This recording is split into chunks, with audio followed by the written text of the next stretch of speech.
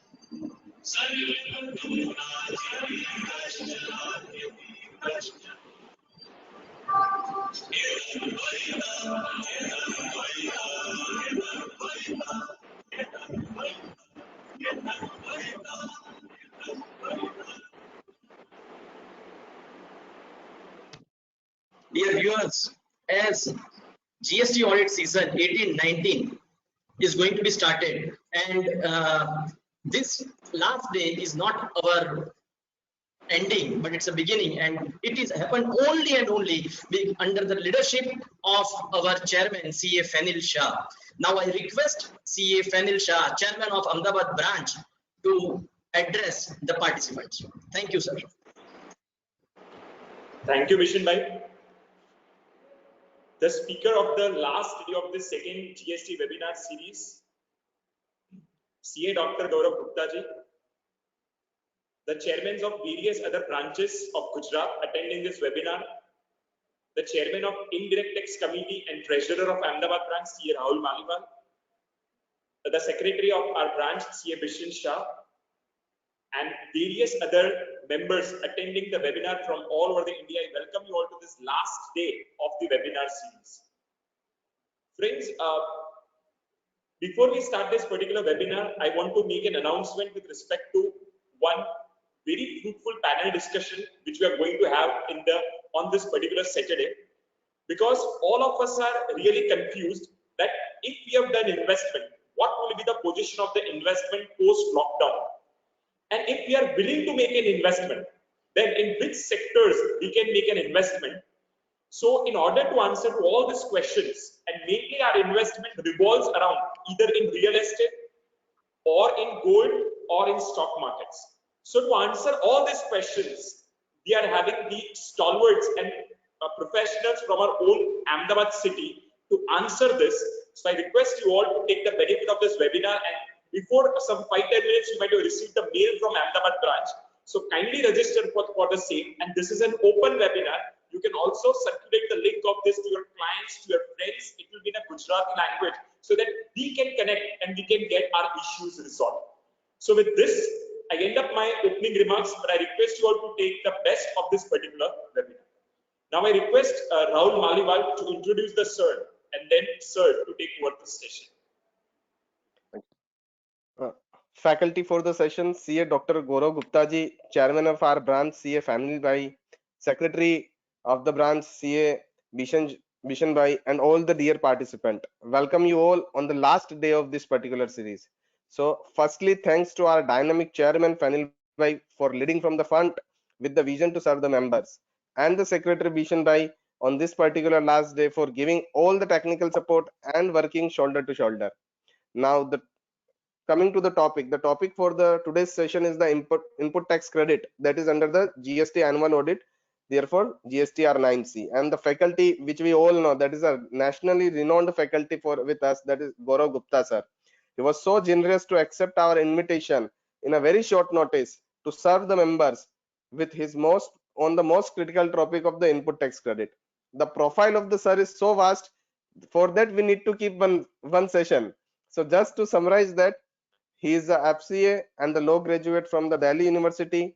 He also completed his doctorate in the taxation from the University of the France. He authored so many books on the GST. He has delivered more than 600 lectures all across India on GST at various professional forums, and he is the co-opted member of the IDT committee ICAI for almost 6 years. Now, with this particular brief introduction, I'll request Gaurav sir to take the charge. Thank you, sir. Thank you, Rahulji. Respected Chairman of the branch, CA Fenil Shahji, respected Bishan Shahji, Rahulji, other respected executives of the branch, and very respected learned members of the branch. A very good evening to all of you. Friends, the topic which has been interested to me today is the issues in ITC GSTR 9C, the annual audit thing. I think everybody must be wondering whether this year, what will be the fate of the audit itself. And I must acknowledge the courage of the Ahmedabad branch that they are preparing the members for one thing which is not perceived by many of the other branches. But this one thing, well, others are thinking that this should be postponed. I think in the days when COVID will be over, Corona will be over, the self audit through a chartered accountant should be the only audit which should remain. The departmental audit and the other constraints on the businesses, to my humble opinion, should go at least for 1 year. Reason being, the kind of stress, the kind of I would say fear that prevails in terms of departmental audit over an SSC takes over the attention of that particular SSC from his regular business to a large extent. And I'm not talking about the big multinational, I'm talking about the 90% of the SSCs who are there in the country. So primarily when they are not being audited for any inquiry, but yes, on a parallel note, a duty has been casted on them to get themselves audited from a chartered accountant who he looks forward to as his guide, as his advisor, as his consultant. And in case he has committed any error, the client feels a bit much relief if a chartered accountant points out an error and he also forwards a sort of a suggestion to the client how to resolve the problem. Plus, in case an audit is undertaken by the chartered accountant and any issue is before the SSC, there will be no penalty which will be levied, not to the extent of 15%. If you have looked into the past, any action by the department is having a parallel implication of at least 15% penalty. Reason being, every time the basic presumption which the department takes is that the assessee has done this act under a fraud, under a misstatement, under something to be suppressing from the department. So all in all, the whole idea is that, to my humble opinion, every branch of ICAI, the leadership of ICAI should push the department that for the next 1 year, we have to base our trust on the CA fraternity, who will be acting as, yes, they will be the guardians of the revenue, and parallelly they will be the comrades to their clients. And therefore, my dear friend, this one role, if we want this particular responsibility to be taken up and to be given to us by the department in totality, so that for the next 1 year, the focus of everyone should be to revive the businesses all across. We have to be very thoroughly prepared, and we should understand what all actions are required on the part of the chartered accountant when he is undertaking this audit. This audit should not become a mere machinery, as the chartered accountant should not merely look at that this is something to earn a fees by signing. My dear friend, the signing is something which is the most responsible thing which we do in our profession. And if we are undertaking that particular signing of this particular form, any error which still remains in the books of the assessee will be looked upon as if that particular error was within the knowledge of the chartered accountant, and still it was left intentionally by the learned auditor. However,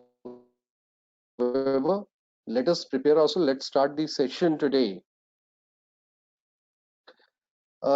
If you look into form GSTR 9C, there are basically 5 parts, which are part of part A, which is the reconciliation statement. And then there is part B, certification. The part which has been which will be discussed in today's session, जो आज के session में discuss होगा, वो होगा part 4, reconciliation of input tax credit. Now, at the outset, I hope everybody is very clear that till date, when we say input tax credit, earlier we used to have, before GST, we were under an impression that ITC is to be deducted before coming on to or before determining the payment to be made into cash. However, I think with the decisions which are very prevalent in the recent times, the most important one being Mega Engineering by the Telangana High Court, everybody has been made aware very clearly that ITC is not something which is a right inherited in the SSC. It is a right which accrues and has to be, please note, has to be availed by the SSC. So no SSC can outrightly say that, sir, I should be given this particular ITC as a right and I can take this right whenever I want. No, sir. You have a right accrued, but that right has to be availed within the timelines which have been provided in the statute, which we all know that for the financial year 17-18, to the limited extent it was extended up to 31st of the March 2019, and for all other year it remains the 30th of September of the subsequent year.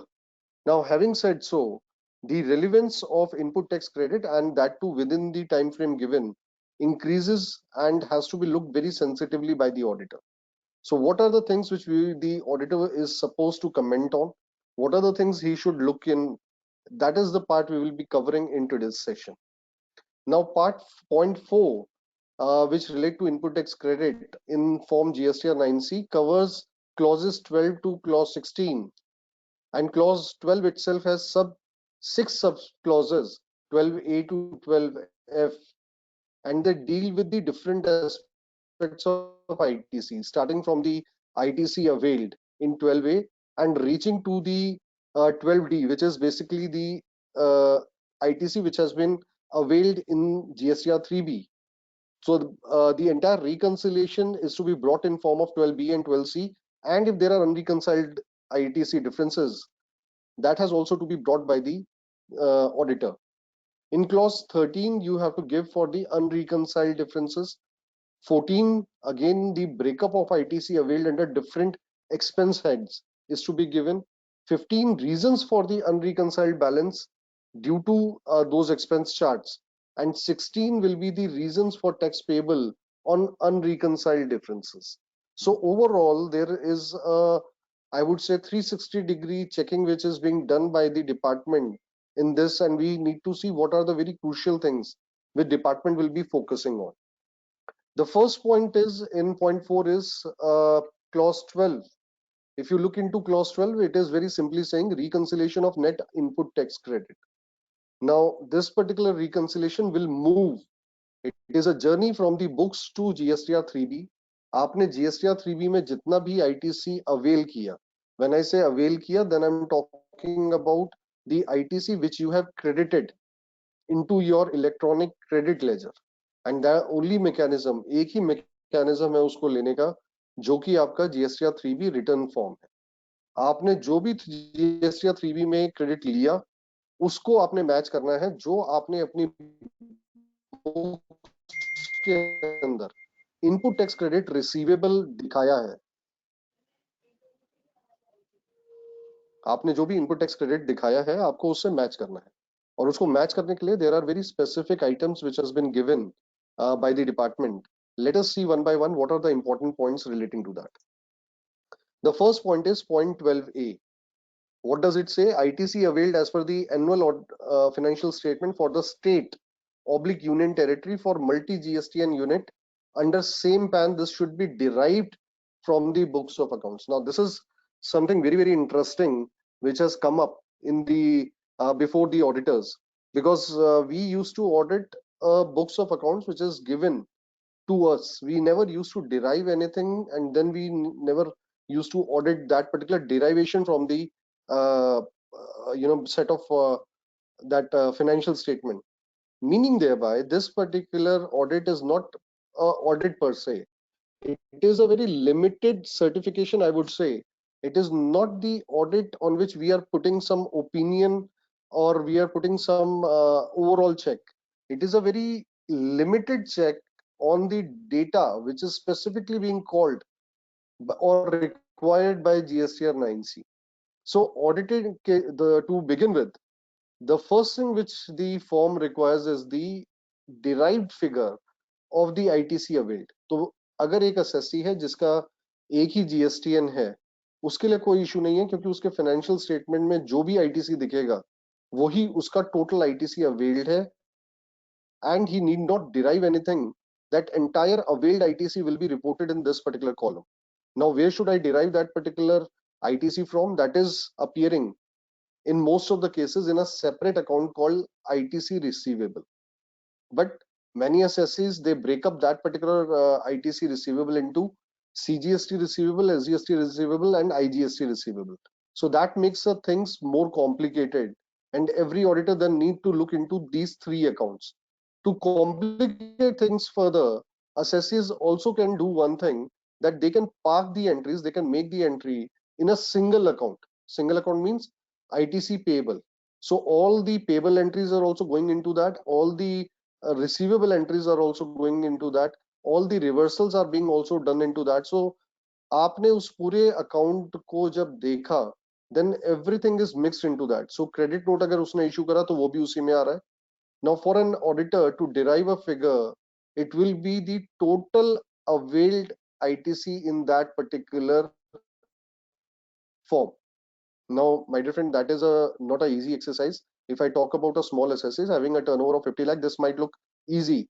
आप software कौन सा use कर रहे हैं ये भी depend करता है. If it is a easy software like let's say Tally, or for that matter any software which can give you an Excel output, things will be easier. But when there are softwares which does not give you a parallel line item and which does not give you a explicit mention of the account in which the entry is parked, for example SAP, Oracle and higher, or other ERPs where you need to look into detail to understand the transaction, in those particular cases these things become tougher. So derivation of this particular ITC, to my humble opinion, should be taken from the management as a statement. Reason being, no auditor can ever derive the complete ITC from the books of accounts, and this particular note should form part of the management representation letter. And also, if you want to put it as a disclaimer in your Part B certification, you are most welcome to put that particular disclaimer, stating very clearly that the ITC availed as per financial statement is taken as a figure which has been provided by the management, and the records, underlining records thereof. So you are only examining the records to the extent of the figure which has been given by the management. However, if you undertake to derive that particular figure yourself, then the responsibility will be more, and then assessee would sort of be relieved from his responsibility of maintaining this particular figure from the annual financial statement. Reason being, maintenance of books of accounts is the responsibility of the assessee or the auditee. In GST हमें उसका दायरा थोड़ा बढ़ाना पड़ेगा. हमें कहना पड़ेगा केवल बुक्स ऑफ अकाउंट्स नहीं, even every detail which even though does not form part of the detail required under section 35 read with rule 56, which is accounts and records, if something is called in for by the ITC GSTR 9C, that particular responsibility should vest with the assessee. Now please also note that in under section 35 and read with rule 56, all the data which has been required may not capture, may not fulfill the requirements of GSTR 9C per se. For example, when we'll speak about 14, I'll speak much in detail about that. I'll first close this particular thing, ITC availed as per audited financial statement. The first thing, in the case of a single GSTN, we have seen the complication. Second, if it is a multi GSTN and there is a single ITC account throughout India. Now, my dear friends, in this particular case, you will be finding that there is a challenge. There is a challenge on the part of the auditor, that how should I take out, or how should I be sure that this is the amount of ITC which is relatable to that particular branch. आपने ये भी problem आप face करेंगे कि बहुत सारे assessees अलग अलग स्टेट्स के GSTN वाइज मार्किंग नहीं दे पाएंगे ITC पे. Now the problem is, how should we take that? Many of the SSCs will do what? वो क्या करेंगे? वो कहेंगे, whatever ITC we have availed in our 3B, please take that particular ITC as the ITC in our books. Sir, that will be a wrong statement. If we need to do that, again I'll say, आप उससे उसके management representation letter में sign of ले लीजिए कि this is the ITC which he has availed towards the particular GST, and more particularly when the SSC has not marked anything specifically to anything specifically to the you know, in terms of his GSTN. My apologies. Now, friends, third thing which we need to understand when we are talking about the audited and an annual financial statement, what is a eligible ITC relatable to a branch? Now, this is something which auditor is not supposed to put in number terms, but when you go to point number 14, this will be very, very crucial for you. Now, what I have said is eligibility of ITC, you have to check from a GSTN perspective. Now, let us take very simple example. Number one, I am a company having a branch in Delhi, having a branch in Ahmedabad and Mumbai. 3 states I am having my branches. I have given a contract, and my head office is in Ahmedabad. I have given a contract of advertisement to a particular company from Ahmedabad, which will be covering all the 3 states and which will be undertaking a campaign for advertisement for my company, my product. Now, this particular entire agreement was given for 2 crore rupees, and this is in turn having a ITC of 36 lakhs. Now, since the entire advertising contract is given or mandated by the Ahmedabad branch, the entire ITC to the tune of rupees 36 lakhs will be reflecting in the books of Ahmedabad branch. Now, can Ahmedabad branch be said to be a unit which is eligible to take the entire ITC? Now, when we read, let me first take you what is a eligible input tax credit. The first thing which we need to know is what is input tax, which has been defined in section 2, subsection 62 of the CGST Act, which says input tax in relation to a registered person means the central tax, state tax, integrated tax, or union territory tax charged on any supply of goods or services or both made to him, and includes, and it has included all the integrated tax, CGST, SGST charged under this particular act, and also under the Customs Act on the import of goods, but does not include the tax paid on the composition levy. Now, my dear friend, input tax definition as has been provided is very categorically including all the taxes which has been charged by the by the various suppliers on the goods supplied to us. So this particular definition definitely qualifies that expenditure of 2 crore rupees and 36 lakh ITC on that as the input tax credit. But to check the availability, then again I have to visit section 16 of the CGST Act. What does it say? Every registered person shall, subject to such conditions and restriction as may be prescribed, which is prescribed in Rule 36, and in such manner as may be specified in 49, which relates to the payment of tax, be entitled to take credit of input tax charge on any supply of goods or services or both to him, which are used or intended to be used in the course or furtherance of his business, and the said amount shall be credited to the electronic credit ledger of such particular person. Now, the underlining word is that particular input tax credit, those goods or services on which it is charged, is used or intended to be used in the course or furtherance of his business. The word is his business, meaning thereby, when it is saying his business, it is limited to that particular GSTN. Can you say that particular 36 lakh of input tax credit relatable to the expenditure of 2 crore is only related to the Ahmedabad branch, relatable to his business? So why the company is one? I can say that yes, the business is of the company and therefore his has to be read as a person. So that was very true. But then this particular act, as we all know, section 25 of the CGST Act and read with the section 8 of IGST Act, section 25 subsection 4 and subsection 5 very categorically brings in a deeming fiction whereby the every different establishment in different states, every establishment in different states is deemed to be a distinct person.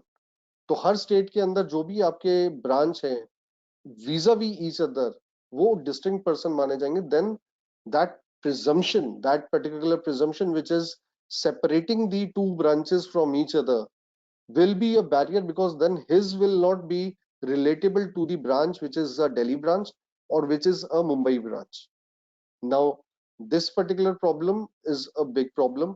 Reason being, when you say about the eligibility, जो कि point number 14 में एक certification का part है, then every auditor will be reluctant to sign that particular off. Every expense will need an examination from the perspective of the auditor to qualify the conditions which is given under section 16.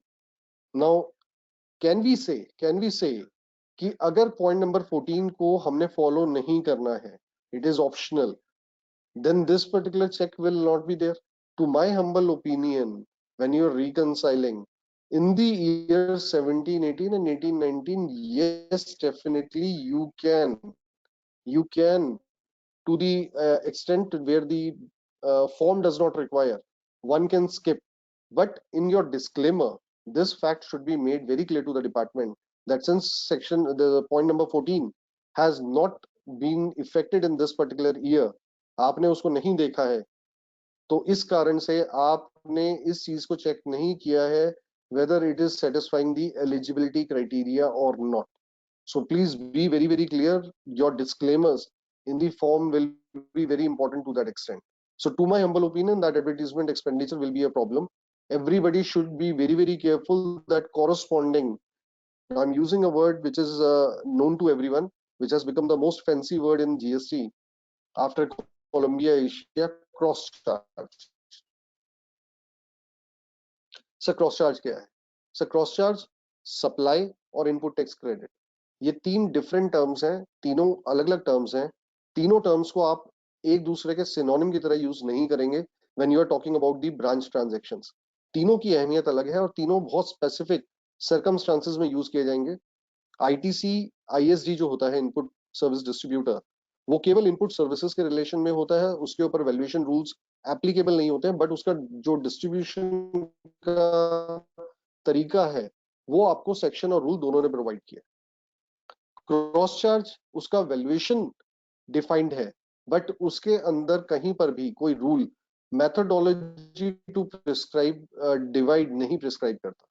Supply again is a very specific term which is different from cross charge. Supply के cases और cross charge के cases अपने आप में distinguishable cases हैं. Supply will also be running in terms of valuation. Supply will also be running in terms of your ITC. Supply will also be looked upon in terms of any kind of transfer which happens from one branch to another. But everything which is in cross charge, it needs a very serious, thorough check on the part of the branch कि आपने अगर cross charge नहीं करा है तो क्या उसके जो कॉरस्पॉन्डिंग आईटीसी है वो आपको क्या अवेलेबल है. As an auditor you might find that in some branches the ratio, now this is very important to understand from a perspective of an auditor, cash to credit ratio जो होती है almost सभी branches की except the head office should be more or less same. reason thereby आप एक same kind of business के अंदर है, आपके इनपुट और आउटपुट की जो रेशियो होगी, ऐसा नहीं हो सकता कि पुणे ब्रांच और Mumbai branch is running a ratio of 80:20 which is 80% ITC and 20% cash payment of the tax vis-a-vis Delhi branch which is having 60:40. It is not possible. You are into the similar business and there has to be a apple to apple comparison. If there are different credit cash ratio of payment of tax into different branches, an auditor has to alarm the SSC. उसको ये देख के उसको बताना पड़ेगा अपने SSC को कि boss there is some problem in your books of accounts because your cash is to cash ratio is different. Yes, there can be differences in that. I give you a very simple example. मैंने Mumbai branch के अंदर इसी साल 10 करोड़ रुपए की नई machine लगाई है, बट वो मैंने दिल्ली की फैक्ट्री में नहीं लगाई है.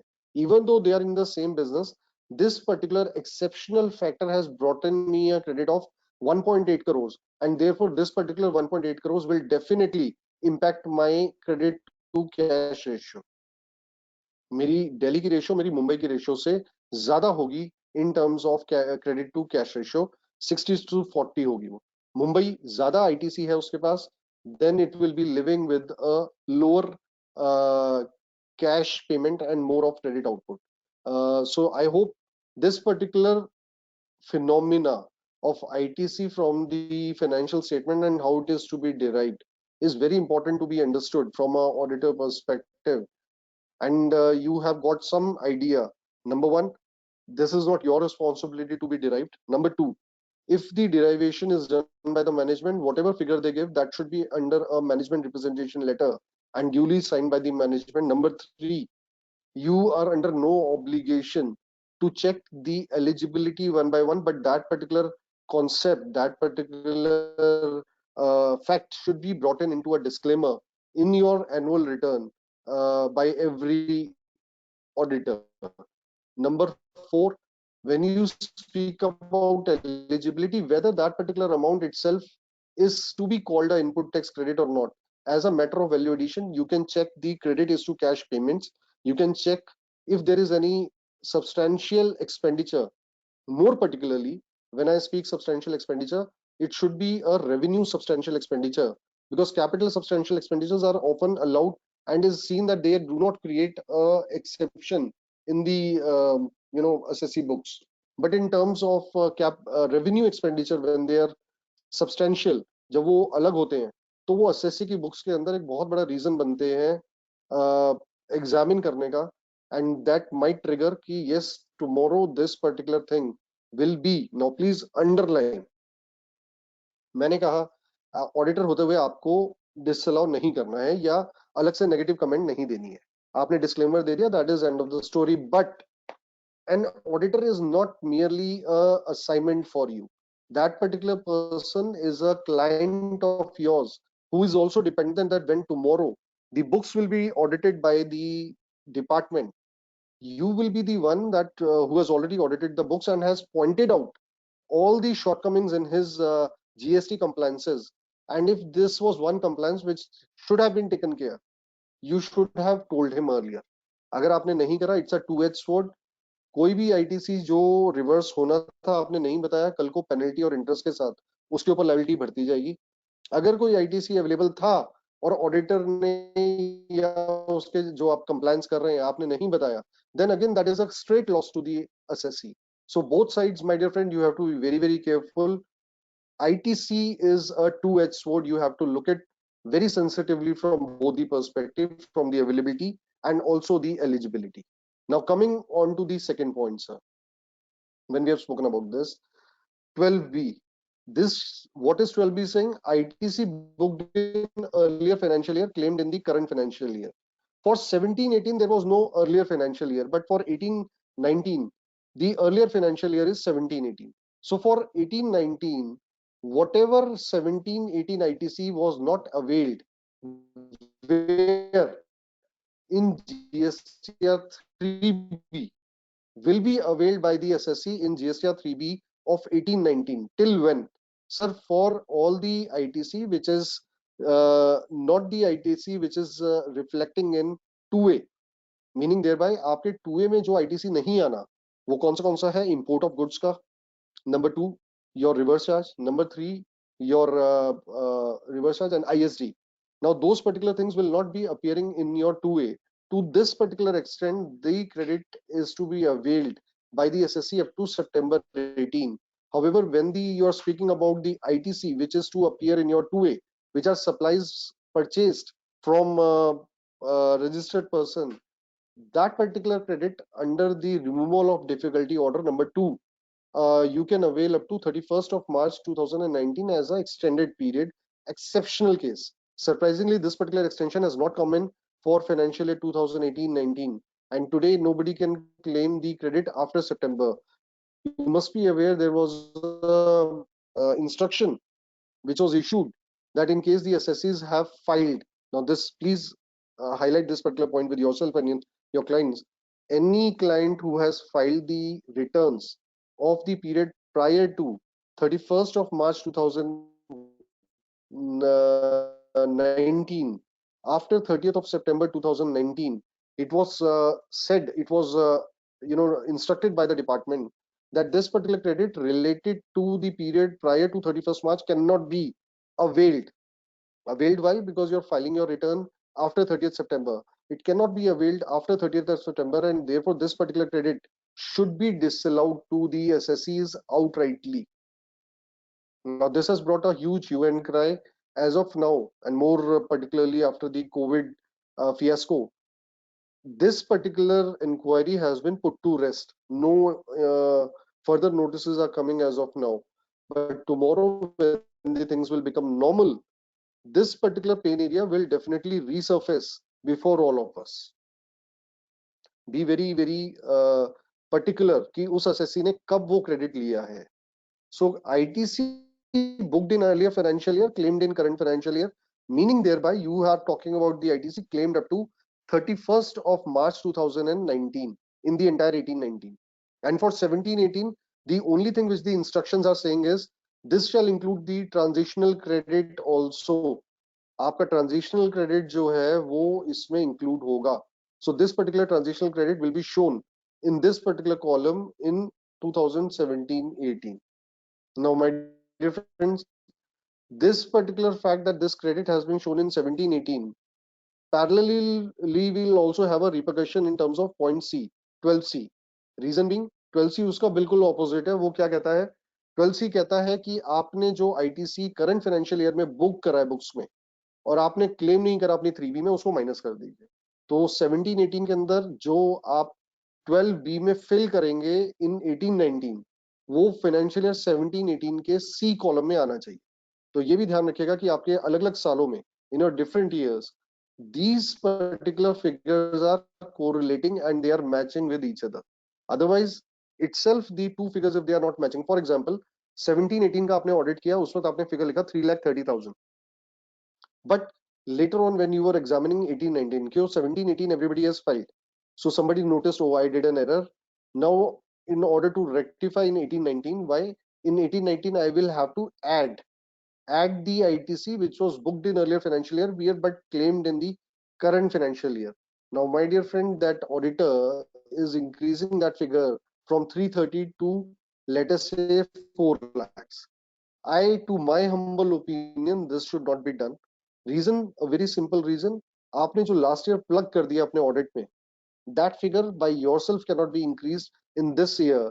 A declaration when it is closed in 1 year cannot be changed into a subsequent year, or if you want to change, then a specific letter be written that to this extent there was an error in the audit done. And I think that is not a very simple statement to be submitted by a auditor. So to this particular extent, you have to be very careful that 12C of financial year 17-18 should be equal to 12B of 18-19, and similarly of 12C of 18-19 should be equal to 12B of 19-20. Now, what does 12C will include? Number one, it will include all the unclaimed ITC.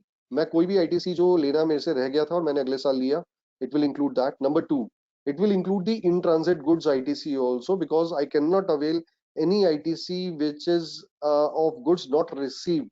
So even though that particular amount may be shown as purchases, that amount might be shown as stock in transit, but that ITC will not be in my receivable. So to this extent, I can show it as an unclaimed ITC. Number three, it will not include the reversal figures as of now. You are matching the ITC on a gross level. Number four, for 17-18, 18-19, the assessees have been given an option not to fill point number 12B and 12C.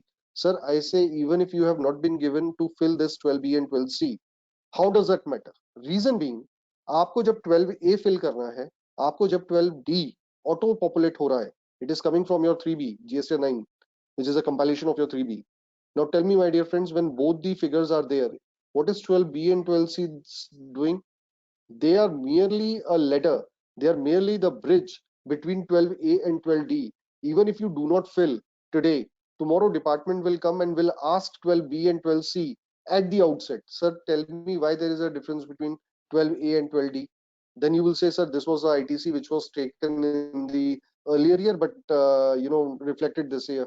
in the returns, and this is a credit which is of this year but not taken in 3B of this particular year. So these are the differences which you have to bridge between 12A and 12D. There cannot be any other reason apart from them. But 12A is a very interesting section, point, sorry, in terms of what? In clause 12A, when you are putting the total ITC availed, आपको ये भी ध्यान रखना है, you are have to include your ineligible ITC, your ITC against the exempt supply. Reason being, those particular ITC, if they are appearing in your ITC receivable account, और आपने उसको reverse नहीं करा है, और आपने अपने 3B के अंदर भी उसको नहीं लिया है, then also this particular ITC which is standing in your books should be shown in 12A. I am perceiving a situation where tomorrow even income tax will use this particular form. Reason being, any expenditure in terms of writing off, now please underline this, I don't know how income tax will look at it, but ये बहुत ही एक serious problem सबके सामने आने वाली है. आपने ITC लिया 17-18 में motor vehicle purchase करके. Now that particular motor vehicle was purchased on 30th of March 2018, and the I would say the accountant had made an entry in the books of accounts in the similar manner as that of raw material, claiming the entire ITC in the books of accounts, but not reflecting that in 3B. 3B में क्यों नहीं reflect हुआ? You are the consultant. You said this particular ITC will not be available, and therefore at the outset we will not take it. और आपने जो है उसको नहीं लिया. Now there is an ITC which is standing in the books, but which is not there in 3B, and which is ineligible SSC, so it will not fall within 12B and 12C also. So what will happen? Your books has a higher ITC receivable. Now in the subsequent year, in 17-18, because there was a lot of hustle bustle all across, this particular error was not rectified. The balance was carried to the next financial year as it is. Now what happened in the next financial year? The problem came to the notice of the auditor, and he asked the assessee to write it off the balance which is of ineligible ITC relating to 17-18. Now I am putting a small thought with all of you. Will you call this particular ITC which is relatable to 17-18 and identified and written off in 18-19 as an expenditure of the prior period? If yes, I understand you all know what will be the implications under income tax. If you say no, you need very strong reason. Why are you calling it an expenditure of the current year? Because under no provision of GST statute, this particular expense was supposed to be reversed in the current year. I hope my point is clear to everyone. So friends, be very careful when you're talking about ineligible ITC booked, and at the end of the day when you're running this particular 12A, आपको ये चीज ध्यान रखनी है कि ये जो balance है आपका जो 12A का है, when you will subtract minus the ITC reversed and ITC utilized from 12A, दो चीजें आपने माइनस करनी है, ITC reversed और ITC utilized, then you should arrive at the closing balance of your ITC receivable account in your books of accounts. If you are not arriving at that particular balance, there is some problem, there is some error which you have committed in terms of deriving the value of 12A. So please do remember all the 12As of all the branches minus the utilizations of all the branches minus the reversal of all the branches should be equal to the closing ITC balance of receivable in your books of accounts. So this was the first point which you have to look into. इतनी correlation इसके अंदर है ITC के अंदर, I can tell you that in the coming years, vis-a-vis income tax and vis-a-vis GST, everything will be under a 360 kind of a review from an SSC perspective. And as a chartered accountant, a lot of responsibility rests on all of us. Now once you have done that, 12A से लेके 12D तक आपने जब अपने आप को bridge किया, वो आपने कंपेयर किया with your ITC claimed in annual return, which is again a figure which will be equal to the respective column of GSTR 9, the difference will be the unreconciled ITC. और उसका difference क्या होगा? Number one, which I just spoke to you, ineligible ITC, which was not claimed in GSTR 3, but that entry remained in my books of accounts. Please also remember, if someone has taken an ITC in the books of accounts, there are many companies which cannot edit a backdated entry. So what they do is they pass a reversal entry, accounting entry in their books of account. If it is a mere books of accounts reversal entry, accounting entry, having no impact in your returns, you will not consider a reversal, a complete reversal entry as availed in your 12A. That should be looked as a contra entry, to my humble opinion. Otherwise, we will complicate the situation more than required. But those particular contra entries should be very clearly, a record should be available with the auditor. Reason being, जब हम GST की बात करते हैं, any ITC which is there in the books of accounts, there is a big question, and there are two school of thoughts to that. If I have availed a ITC in my books of accounts, can that be ITC be called a availed ITC, or it is merely an identified ITC? Availed ITC will be the ITC when I have availed that particular ITC in my electronic credit ledger. So to my humble opinion, it is only an availed ITC once it hits your electronic credit ledger, but not a mere entry in my books of accounts. But when the assessees will come tomorrow in the court of law to say, sir, I forgot to mention this particular credit in my 3B, but I have availed the ITC in my books, then my dear friend, this 12A as audited by the chartered accountant will play a very, very crucial role tomorrow in the court of law, and that has to be seen, that has to be determined today by the management and the auditor. What do you need to fill in this? Next very important point is, sir, I have shown a big figure in 12A, but I have not even availed that particular figure in the subsequent year. So my total credit, let us say in 12A, was 1,000 rupees. In my current year, I have availed 800. 200 I carried forward to next year, but out of 200, 100 was availed, 100 was not even availed in the subsequent year. Can the auditor allow the refund or availment of this balance 100 rupees? No, sir. Auditors are supposed to be good, but not God. Auditors cannot allow a credit which is not availed. Now they cannot say, okay, we are auditing and now we certify that yes, this credit is available to you.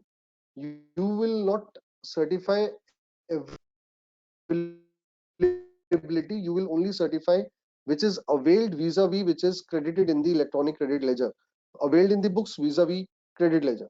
No auditor will give any kind of comment in terms of any ITC which was not availed but is eligible. If something has to be done, my humble submission is let that particular letter be written by the assessee to the department, and as a counsel you should go and represent the case and get your ITC the eligible credit.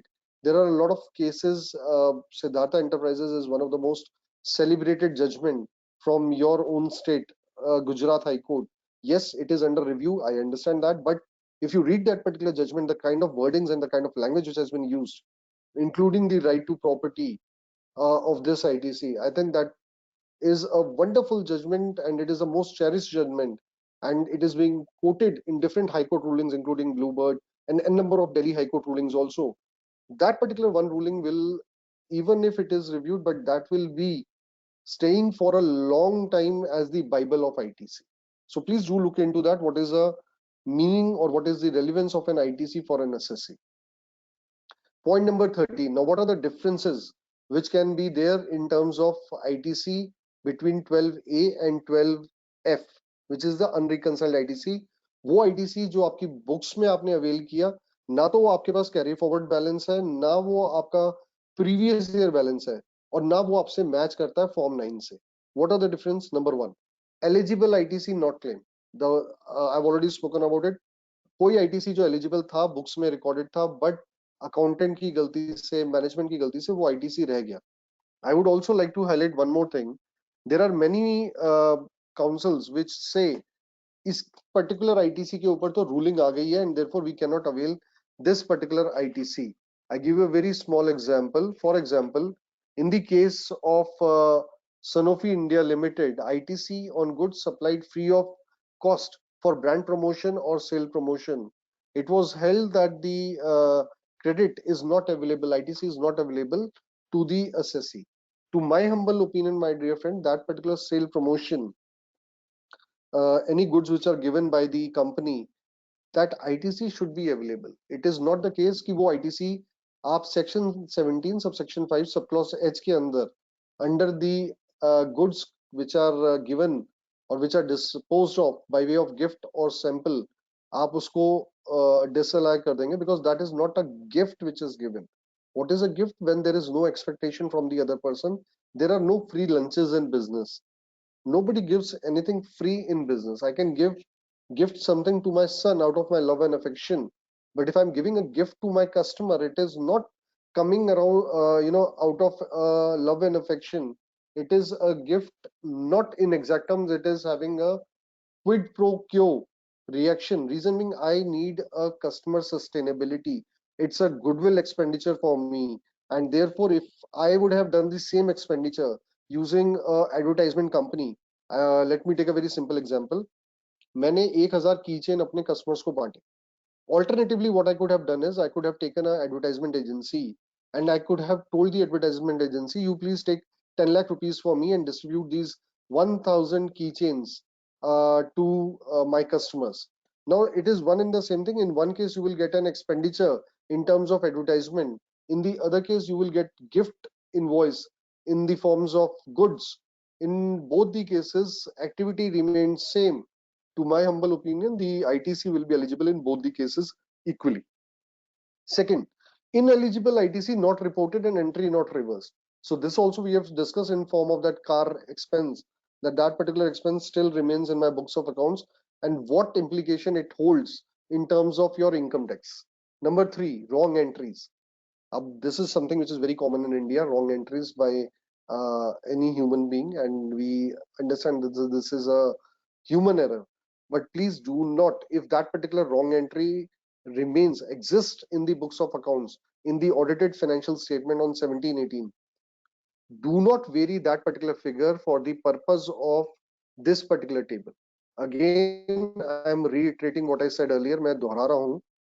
12A, ITC as per books minus ITC utilized minus ITC reversed, both the figures will be coming from your 3B, should be equal to the closing balance of ITC as per your books.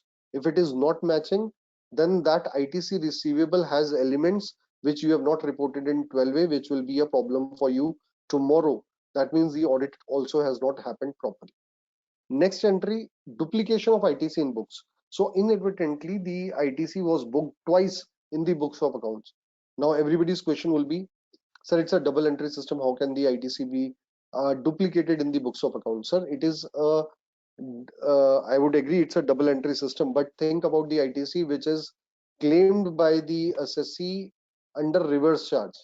Now under reverse charge, the entry is self-made. It is not getting credited to a particular, I would say, vendor. So in that particular case, one side it is a debit, the other side is a credit. No party is affected. No payable stands in terms of party, and therefore these kinds of duplication errors can be there. Very surprisingly, to my to our knowledge also, duplication has been found in the cases of multinational companies also, and we were very surprised, because once a duplication has been made in terms of ITC, and why that duplication has been done in books, sir, the entries which are parked are identified individually, and the error which happened was on account of some dynamic database which was getting changed in that particular MNC. So to my humble opinion, please do not take anything taken for granted. There are data runs which are done by big softwares, which are done by sophisticated softwares, and that can lead to an error creeping in these kinds of situations. Next, ineligible ITC, we have already spoken. ITC charged to expense account. Now there is an ITC which is debited in the expense account. आपने ITC को expense के साथ debit कर दिया, but आपने 3B में उसको ले लिया. So that particular value will not be forming part of 12A, and therefore it will come as a unreconciled difference in ITC1, which is 12F. Let me take a very small example. Total ITC which was taken, this is a single entry in my example. I have bought goods worth 10 lakh rupees, on which the ITC was 1,80,000 rupees. Now this 1,80,000 rupees along with the 10 lakh rupees has been charged to the expense account, let us say advertisement account debit, 11,80,000 to vendor and vendor to bank, entry closed. Now this entire 11,80,000 was shown in the profit and loss account as expense, but the accountant parallelly prepared the ITC detail from GSTR 2A, and he has shown this 1,80,000 as available ITC in his GSTR 3B. Now this particular gentleman has taken the benefit of 1,80,000 both sides, and therefore this particular unreconciled ITC will have a negative amount of 1,80,000, meaning thereby 1,80,000 रुपए आपने 3B में अपनी books के credit के vis-a-vis ज्यादा लिया हुआ है. Next, ITC taken on depreciation. Now this is also very common that many a times the accountants they debit the ITC into fixed assets, but in their 3B, in their Excel which they prepare for ITC availability, they take that particular credit. Now in this particular case, again a difference will come up, because today, my dear friend, the entire ITC is available on the very first day. Very first day meaning thereby आप ITC जो है पहले ही दिन पूरे capital goods पे ले सकते हैं, unlike the earlier regime, and therefore to that particular extent this unreconciled difference will show a negative figure. ITC recorded in personal accounts are not claimed as reimbursement. Very unique example that, for example, a director purchased a laptop on 31st of March 2018. The statement of credit card was received by the director on 23rd of April 2018. So the financial year has changed. While it is an expense which is not taken as a reimbursement, but then this particular ITC will be reflecting in the 2A. And if somebody inadvertently based that particular 2A has claimed the ITC in 3B, it will become a unreconciled ITC between the two, which is ITC claimed in 3B vis-a-vis the ITC claimed in 12A or books of accounts. I will also like to highlight that many of the cases, not many, but very few cases we have seen that in huge quantities, whatever is coming in 2A, the assessee is tempted. I'm using the word tempted very specifically because it is not a eligible ITC, but the assessee is tempted to avail that particular ITC. The expense is also not there in the books of accounts, but just because that ITC is reflecting in the 2A, the assessee is tempted to take that particular ITC. Let me take a very small example. The assessee has sorry, the assessee has expended an amount of, let us say, 20 lakh rupees for the air travel of its group companies. Now, while booking the air tickets, it has put in its own GST number, and tomorrow it is taking a reimbursement from the other group company for the entire expense. Now, this particular entry will be reflecting in 2A, and it will not be coming into the expense of the assessee because it was shown as a balance sheet item as receivable and was collected from the group company, and the matter is over. So any these kinds of reimbursements which you call, or I understand that they fall within the purview of Rule 33 as pure agent.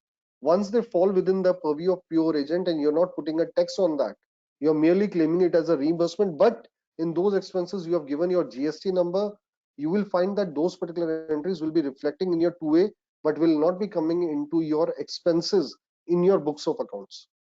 So many times the very few assessors, they are tempted out of their sheer greed that yes, something is coming into I should claim it. Those particular expenses will pose a big problem. एक गलती और एसएससीज करते हैं, वो क्या करते हैं, वो ये कहते हैं कि हमारी जो आईटीसी है जो कि जीएसटी में है, that is independent of our books. Sir no ITC is independent of our books. Reason being, the very condition is in the course or furtherance of business that should be fulfilled by each and every SSC. If you are not fulfilling that particular condition, then there will be a big problem in terms of if it is not being booked as a GST expense, then it is not fulfilling the condition of in the course or furtherance of the business. It was never used or intended to be used. When it is said to be used, when it is debited either as an expense or as part of the your fixed assets, then only you will call it as a used or to be used, intended to be used in the course or furtherance of business. Also, I would like to highlight, if you look into Rule 36(3), no input tax credit shall be availed by a registered person in respect of any tax that has been availed in pursuance of any order where demand has been confirmed on account of fraud, willful misstatement, or suppression of fact. This point has not yet started, but tomorrow when the audits, departmental audits will begin, you will find that there is a lot of demand which will be coming out and will be paid in terms of reverse charge or other things. Those particular credits will not be available to the assessee.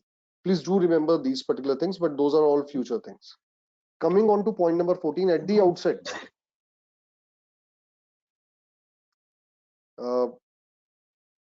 Somebody was saying something? Sorry.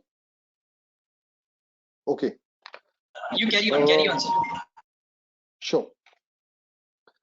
In terms of point number 14, if you look that department or the government has already made this particular point as optional. What does it say? Reconciliation of ITC declared in annual return with ITC availed on expenses as per the audited financial statement or books of accounts. Now, when I was speaking about section 35 read with rule 56, tell me one thing, where in the law was the assessee required to maintain this kind of detail that vis-a-vis what expense, what ITC is being availed? और जब आपके पास वो record है ही नहीं GST के अंदर, at the end when you are auditing that particular financial, how this particular data is being called by the department in GST or 9C. You cannot call anything out of blue. What records you told us to maintain, it was the ITC, from whom it was received, on what it is received, what is the value, what is the ITC thereon. Those records are definitely available. Conditions, I have fulfilled the conditions of section 16 read with rule 36. I've also fulfilled the reversals under 37 to 43. So where in the law was this expense-wise detail to be maintained? Yes, it is available with me, but please do appreciate, not everything which is available to me is easily available to me. Meaning thereby, there will be a lot of digging, there will be a lot of manpower, which will go into calling any kind of a detail which was not earlier called in by the department. There is a substantial manpower which goes into even, now let me be very, very clear, even restructuring the existing data. It is not as simple as, sir, आपके पास data तो है, आप बना दो ना. Sir, bana do na is a very simple term, but when a person does it, it is a very substantial thing which requires a lot of human manpower. And today, as we can understand, I think under the corona days only, every chartered accountant must be facing this issue that all those things which were not completed or being looked into the past are being looked today, and a lot of surprises might be coming from the data which has been not due to paucity of other things and work were looked in the past. When this kind of a data is being called, I agree, you might make it today, but you don't have these COVID days in the normal times. Normal times, taking out a manpower of this magnitude and preparing this data for a assessee is very, very substantial data. Tell me what is the ITC for purchases, tell me the ITC on rent insurance, sir. Those kinds of classifications we might not have done. So, to my humble opinion, it was very kind of the government. It was very sensible on the part of the government to defer the application of this particular point, and this should continue in the future also. Reason being, the first condition which one should see is that there has to be an amendment in terms of mandatory requirement of maintaining the data in this particular format. Second, if it is made mandatory despite the requirement, if it is made mandatory, then it is gonna make everything very transparent. Coming back to my example, आपने pure agent की तरह जो 2A का credit अपनी 3B में ले लिया था, that is not coming as an expenditure. Now in the let us say let me come to point number 14. Let me take a conveyance charge. I'm looking actually for the traveling charge. So I am putting even the traveling into conveyance. Now traveling is showing a figure of 10 lakhs, but the air tickets which you booked for the sister concern was to the tune of 20 lakhs. Now this is showing 10 lakh, but it is showing the ITC which is there in the availed is to the tune of 30 lakh into 5%, meaning thereby 1,50,000. Now the auditor in point number 4 was supposed to put the figure. No, it is not 1.5 lakhs which is eligible. Amount of eligible ITC availed. Eligible will be only 50,000, which is equivalent to the 10 lakh rupees of expense which is booked in the books of accounts. Now, my dear friend, I hope you can very well understand what is the gravity of the situation. What is the problem? That this particular table, yes, I agree, this should be made mandatory first to be maintained as a part of Rule 56. But then once it is made mandatory, this will definitely keep a check month on month on the SSCs in terms of total transparency of their eligible credit. It will also show you, because if I say I have undertaken a royalty expense, now there is a head office which has given a royalty to the Netherlands company which is owning the patent, and this royalty expense is coming to the tune of 10 crore rupees. Now how this royalty is being paid? Royalty is paid vis-a-vis every unit manufactured by the factories located in other states. It is not the Ahmedabad which is having a factory, but it is in Mumbai, it is in Gurugram, it is for that matter in Tamil Nadu. Now, my dear friend, manufacture is happening in those 3 states, but this particular unit in Ahmedabad is showing an expenditure of royalty 10 crore rupees. It is booked into its books of accounts, but the moment you have a specific mention here, then I can tell you the auditor will be at outset, will definitely, when he'll be signing off this point number 4, कि क्या ये ITC input tax credit eligible है, he will be looking at the corresponding use or intention of use in the business of Ahmedabad branch. And if it does not find, the auditor does not find a outward cross charge corresponding to this royalty, he will be under a serious doubt and might not put a figure of 1 crore 80 lakh as eligible ITC in this particular column.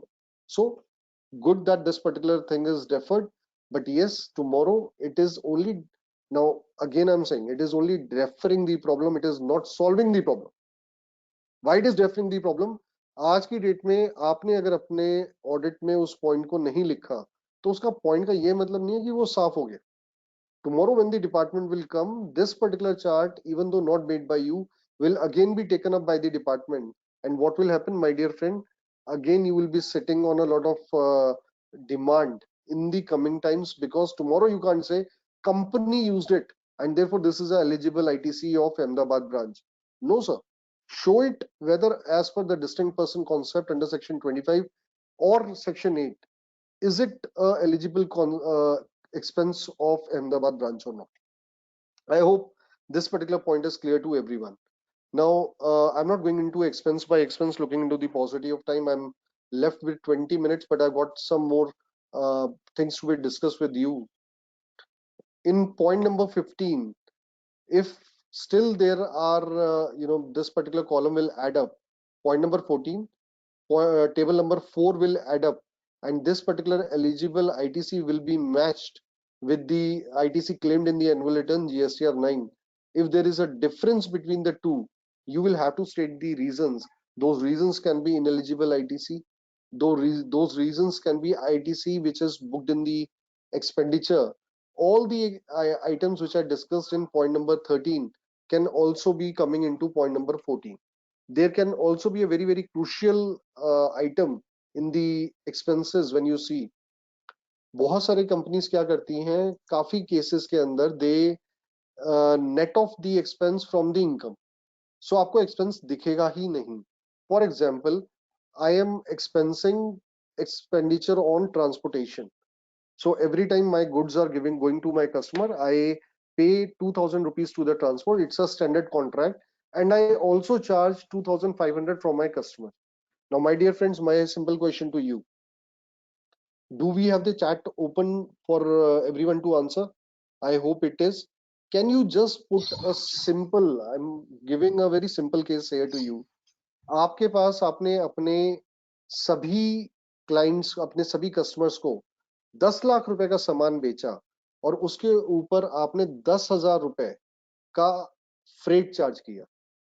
Now, freight is a service which, let us take, is taxable at 18%, but your goods are taxable at 5%.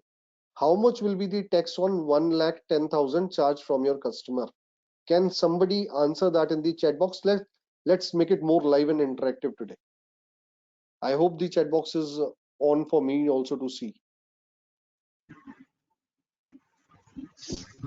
Sir, we have not tried it, but I guess it's right. Otherwise, what we'll do that if someone is raising hand, we give them, we can unmute them. No problem. We are also, sir, collecting the questions.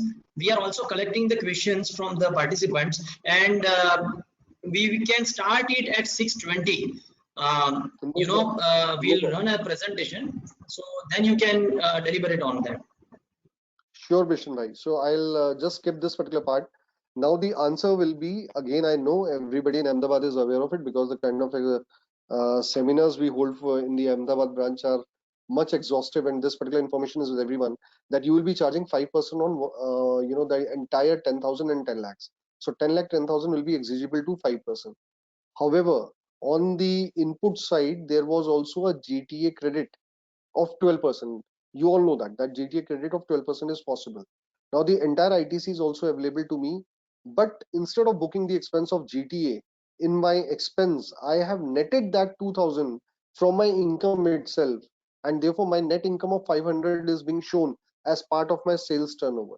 Now, my dear friend, even if an expense is netted from an income, you please do remember that that particular item will also be tantamounting to an expense to be shown in table number 14.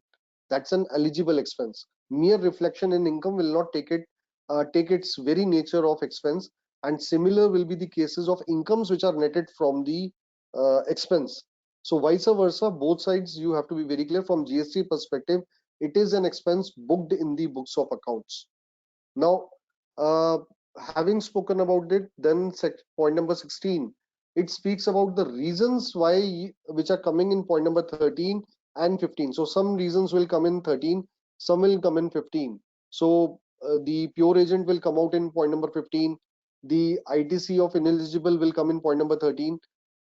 It will ask what is the amount which should be payable. Now let me give you a very simple example. If I'm speaking about ineligible ITC not availed, it will show a difference, but my dear friend, it will not become a tax payable on unreconciled difference. Yes, my books are showing a higher balance, but it is not a tax payable. It is a accounting error. It will have implications in income tax, but not in the GST part. Be very careful about that. Don't mix income tax, accounting and GST together कि जो accounting में हो रहा है वो GST पे भी applicable होगा. No sir, everything has got its own implication. ITC which is not available but availed, ITC where no correlations can be shown, we have already discussed that in length. So I'm skipping on to the next point. There are some very important points which you have to, as auditors, remember while doing the audit. Number one, auditor cannot allow a new ITC. You can't say that, sir, let me do one thing, let me put it into my audit report, this ITC has now become eligible to you. No, you can't do that. Letter has to be written from the SSC to the department, and the auditor as a council can go and contest. I've already spoken about it. Auditors cannot allow refund. Many a times suo moto, a refund is being shown, and an assurance I have seen is being given by very few, not many, very few chartered accountants, that yes, this particular refund, since my audit report says, is now eligible to you. No, show that particular refund in form 9. As an auditor, if you don't want to comment, you say, okay, this is fine, but then a separate refund application should move, and auditor report can only be a, I would say, a helping statement, or it can be a something which will substantiate the claim of the SSC. So tomorrow department will also look at the auditor report to see whether this particular claim is substantiated. I give you a very small example. The person has paid more taxes, but it was a lower tax which was applicable. Now, in this particular case, the person should be allowed a refund, but there are other conditions under section 54 which are applicable, including limitation, unjust enrichment, everything. Auditor can only substantiate in terms of saying, yes, there was a extra tax which is paid, but refund cannot be allowed or certified by the auditor by the report. Number 3, no correction in terms of CGST, IGST interchange can be done by the auditor. Very simple case.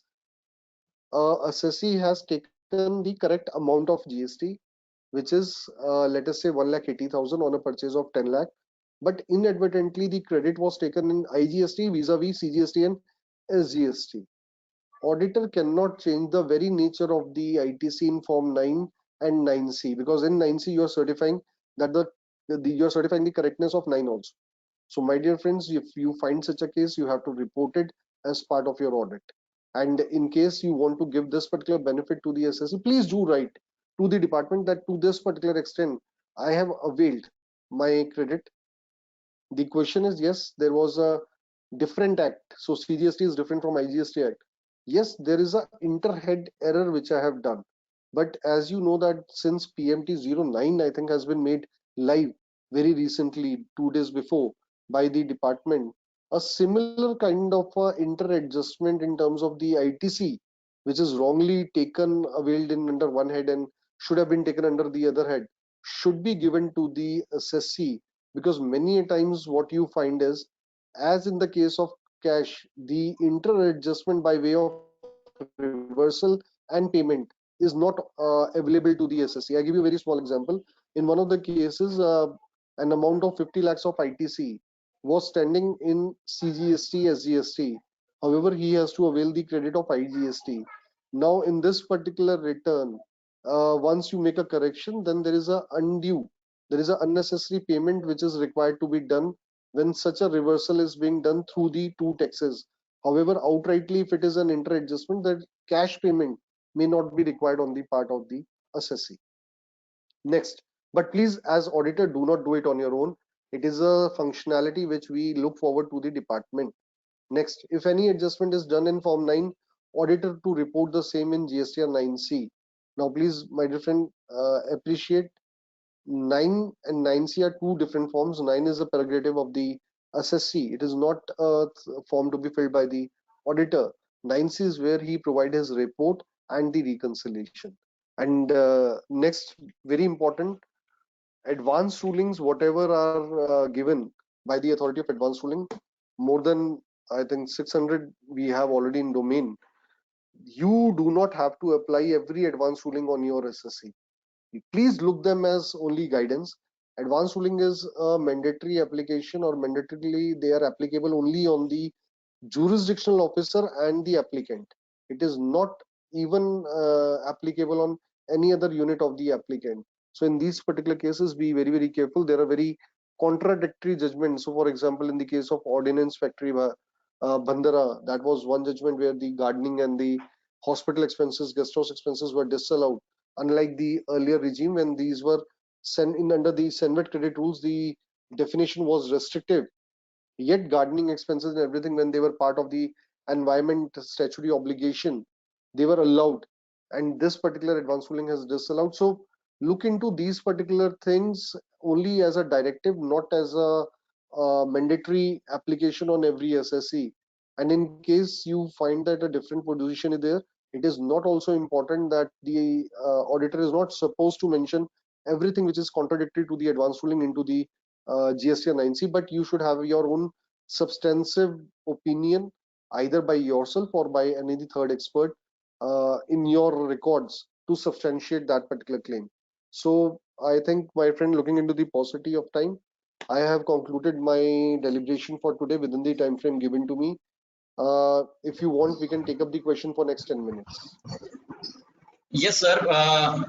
So as in cricket match, we need MS Dhoni and we find during this audit season, or we are going to start, we have a Gaurav bhai as a MS Dhoni of permanent speaker at Ahmedabad branch, sir. Sir, thank you so much for showering your knowledge on us. Now we are starting question answer. So the presentation on your screen, sir, and the first question is, a company have two branch, two branch in Maharashtra and Gujarat. Bank facility is taken from Maharashtra. Bank charges will charged by bank relating to Gujarat branch as well as Maharashtra in GSTN of Maharashtra. All credit taken in Maharashtra branch and bank charges booked in both branches in Maharashtra and Gujarat. In Gujarat branch, GST credit not taken. Is it okay or have to raise cross charge from Maharashtra branch? Sir. My dear friend, the question is again very relatable to the problem, and for that we need to understand the concept of cross charge, input service distribution, and also the supply. In this particular case, when you're saying independent supplies of the bank are being taken by both the branches, and how it will be shown, it will be shown that how you are distinguishing between the bank charges of Gujarat and Maharashtra. What is a cross charge? A cross charge, my dear friend, is a consumable, which is a common consumable, whereby you take on the entire expense in one particular head office, and then you appropriate it over different branches using a specific formula. But input service distributor is a concept whereby the branch who consumes these service is known, but the invoicing is done to a common CVS, what do you call that, a central banking system branch, which takes the invoice and make the payment. So is it a case of ISD or cross charge? I'm leaving it to you, but the whole idea is if it is relatable to another branch also, you cannot take the ITC in one branch. Thank you, sir. Rahul Okay. bhai. Sir, the next question is, isn't GSTR 9C just a reconciliation? Is also mentioned in the press release. What is your view on this regard? Is it just reconciliation or an audit? Sir, at the end of the day, as per we go by the press release dated July 3rd, I agree it is a mere reconciliation as has been mentioned. But then if it was just a reconciliation, then part B, which is a certification, if you read part B, which most of the auditors where they are signing, they don't read part B. You will get to know why are they then getting the part B signed. Then it should only be the part A, which is the reconciliation part, which should be signed by the auditor. Since you are signing off the part B, and it's a very good question which you have raised, I would suggest that you should put a disclaimer that we have conducted our audit in line with the instructions given under the press release dated July 3, and we have only done the reconciliation as required by that particular press release. So that disclaimer should be very categorically provided in your audit report. The next question is, client claims CGST and SGST instead of IGST. What are options to client and auditor? Options to auditor are none. He will only report, I think this is on your screen, the battery thing, Bishanji. Right. So the auditor cannot change any color of the CGST remains CGST, IGST remain IGST. What an auditor can max do, the assessee, if it is possible to avail the credit today. Now that will, I'm very clear that is not possible when you're doing the audit. Reason being, we are already spilled over with the audits. The audits are done for 18-19, not yet also. But the last date to avail the ITC relatable to 18-19 was 30th of September 2019. So what best option today lies, before the client and the auditor? Auditor will have to give, since point number 14 is not there, he can give a disclaimer that he has not looked into the eligibility. But yes, since the C, S and I figures are in totality taken in point number 12, that particular distinction will not come out from point number clause number 12 of the GST 9C. he can simply put a disclaimer, but on the part of the SSC, he should write to the department, because tomorrow when the department will come and audit his books of accounts, uh, this particular demand is for sure it will be arising, and a fair disclosure by the SSC today will definitely help him in the court of law in fighting out his case that it was a mere interhead clerical error, and there was no intent to evade any sort of taxes. Yes, sir. Yes, sir. Thank you. Sir, the next question is whether we have to reverse the ITC if the payment is not made by the supplier within 180 days of the date of invoice.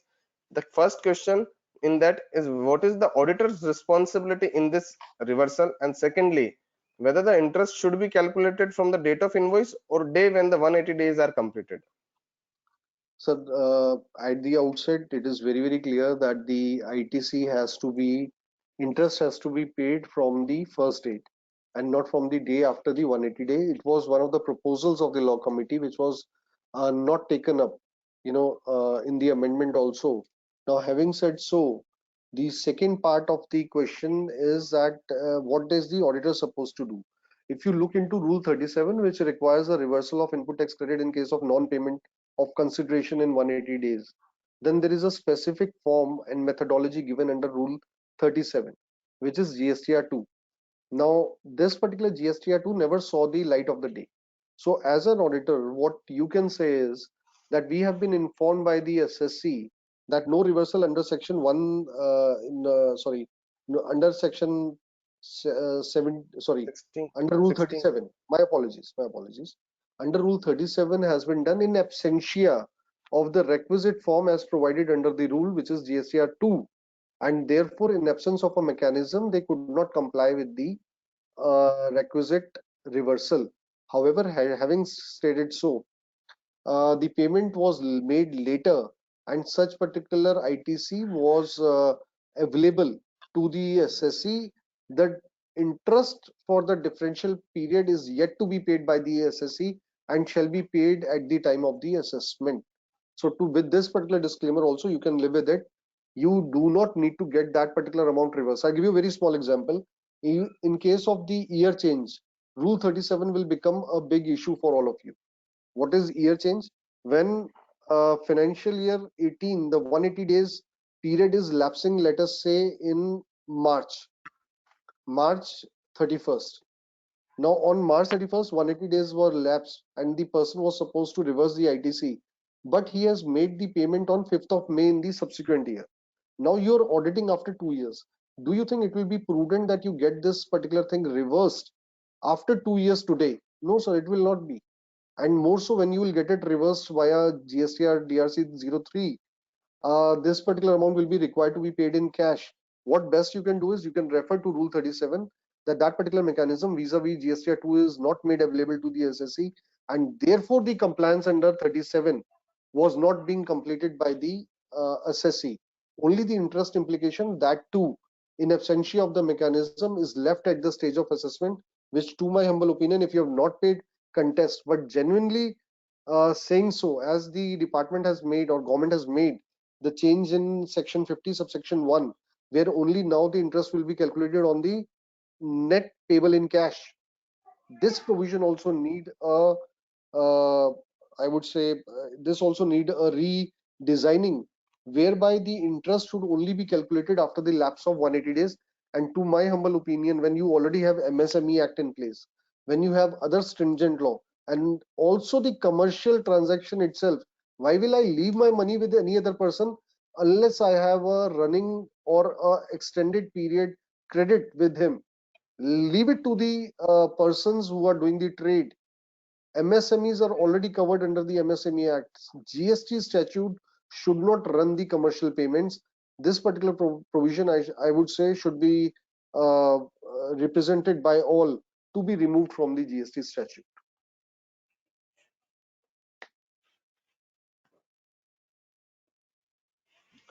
Bishan भाई you are on mute. Bishan भाई mute आपका. The next question, whether GST is required to be reversed in case of brochure purchased for marketing. No, sir. And I have made this particular question clear during my deliberation when I was speaking about the decision, one of the advanced ruling decisions, and therefore I think Rahulji, we can skip this particular question as of now. Yes. Okay. Bishan bhai. Uh, so the next is, I am into the business of nil rated goods and taxable goods. I am doing the reversal as per rule 42 and 43 in books, which reduce my ITC in ledger. So in Hmm. table 12A, I need to write ITC before reversal amount or after reversal amount. In 12A, you need to write the before reversal amount because then it will be matching. If you're putting it net, then yes, it will be matching with your Form 9. That is very, very clear in the instruction. But you have to take care that it will not include those particular credits which have not been reversed. So whatever has been reversed in 3B, that definitely you will be netting it off.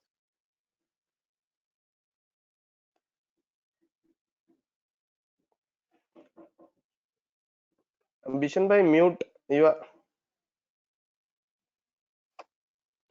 okay. So whether input tax credit is required to be reversed in case of invisible and visible normal loss of stock.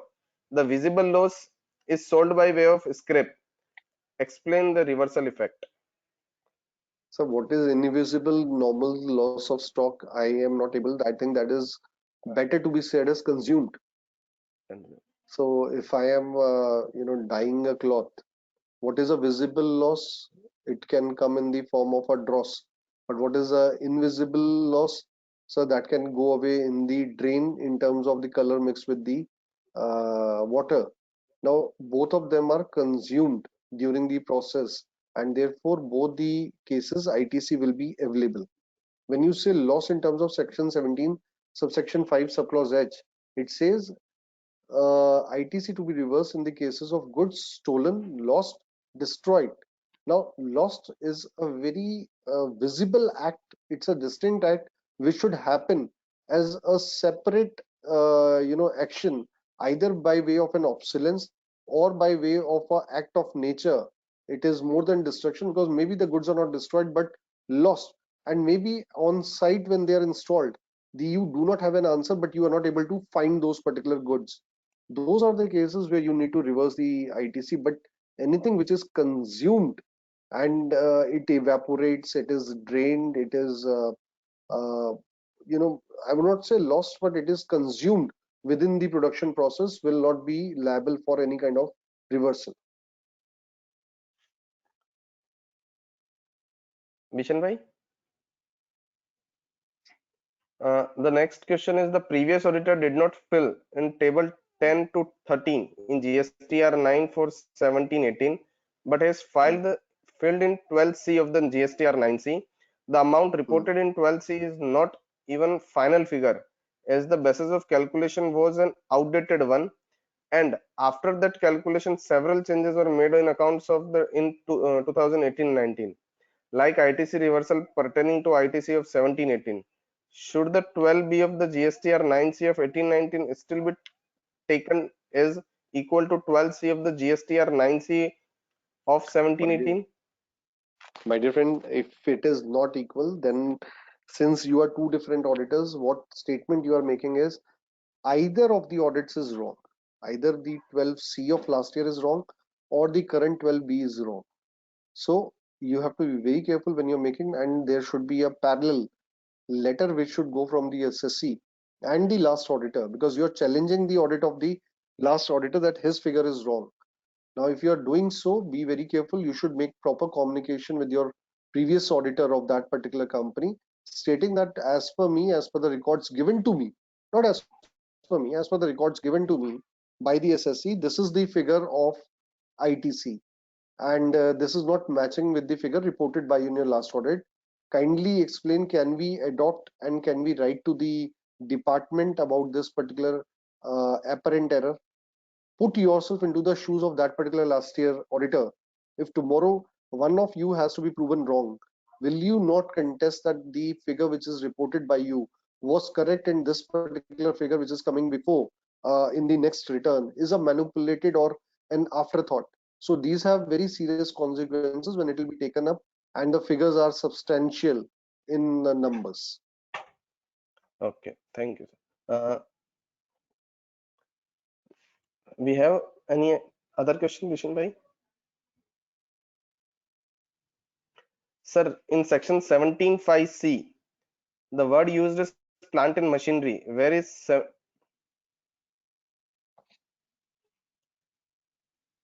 how far the provision is valid where the sale of land and building is not a supply at all, and how come it become the exempt supply as per the explanation to section 17(3)?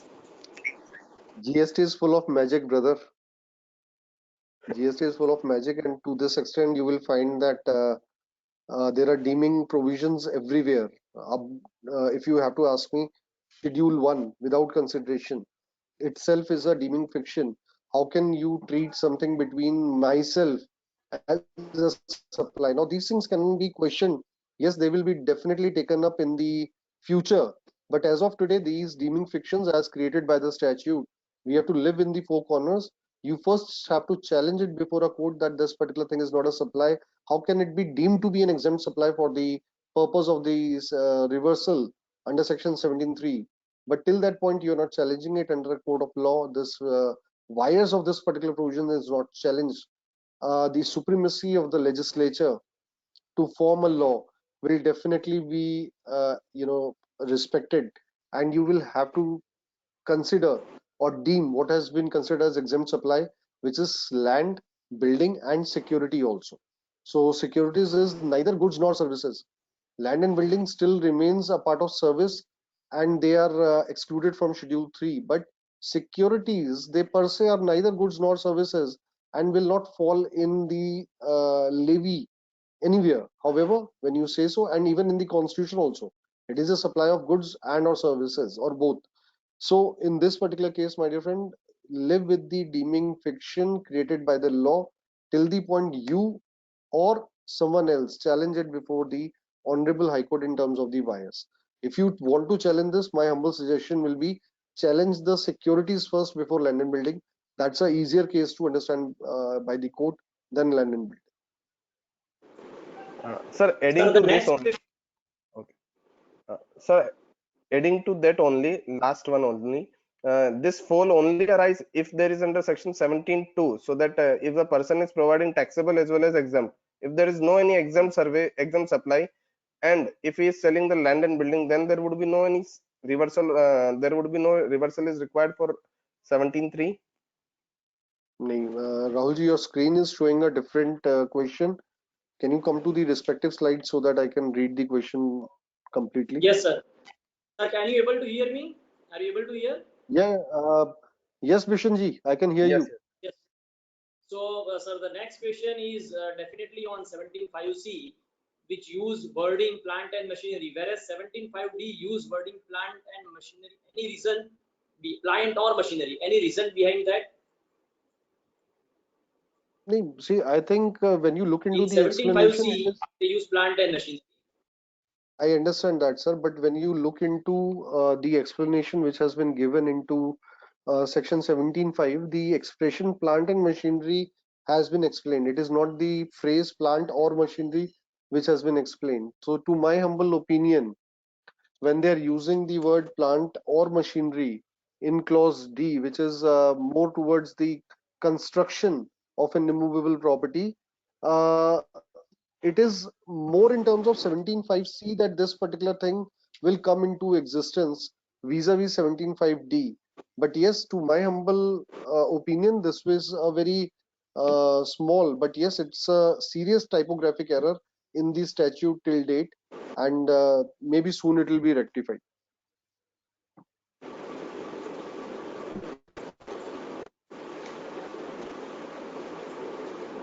Yes, Rahul. ITC under section 17(5) is shown separately in 3B, and it is not reversed from the total ITC. However, in GSTR9, it is reversed from total ITC. How to show same in the GSTR9?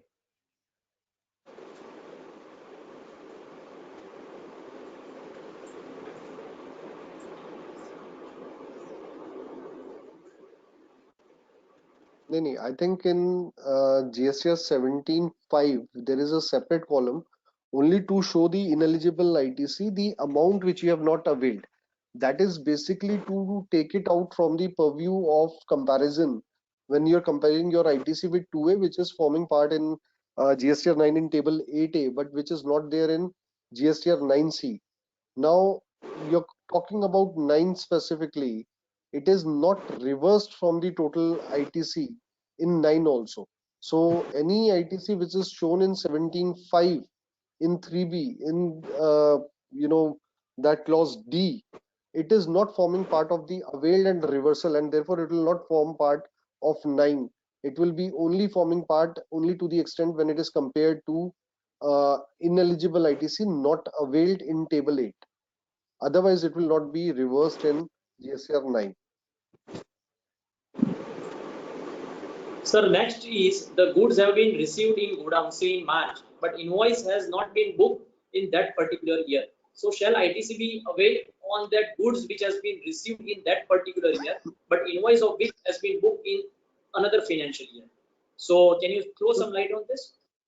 If you have received the goods, if you have received the invoice, what will be the good reason that you have not recorded those particular invoice in your books of accounts?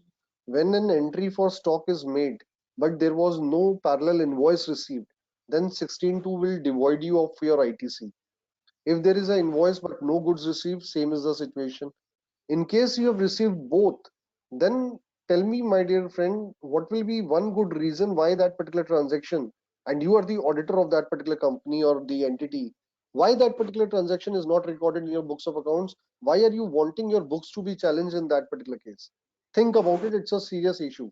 It is not a GST issue. It is more about how the recording in your books of accounts can be challenged.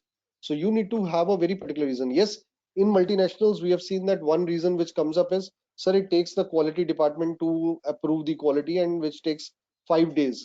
And therefore, the recording on 31st March, which are received on 31st March, will be recorded on 5th of April. Then, in those particular terms, my dear friend, that particular consignment is deemed to not have been accepted till the quality check is passed. And therefore, that particular thing is yet to be accepted in your custody, in your books. You cannot take ITC on that particular thing.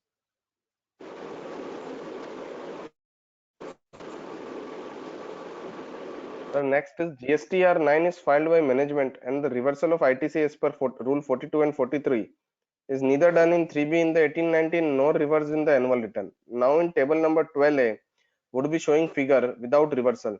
So as a auditor, I need to write figure after reversal in 12A and ask the client to pay tax as unreconciled figure would be coming.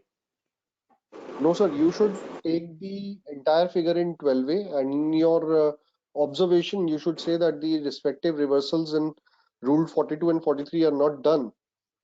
And thereafter, the client can pay that particular amount in DRC 03.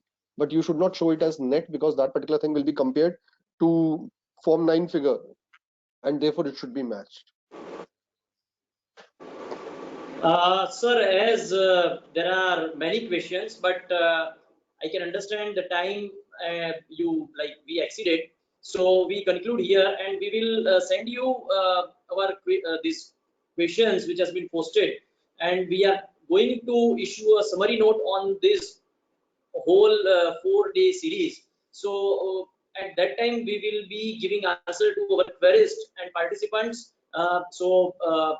Definitely the participants who has posed questions will be getting answers of those questions. On behalf of Ahmedabad branch of WRC of ICAI, we are thankful to Dr. C.A. Gaurav Gupta for deliberating, discussing and sharing his knowledge with all of us.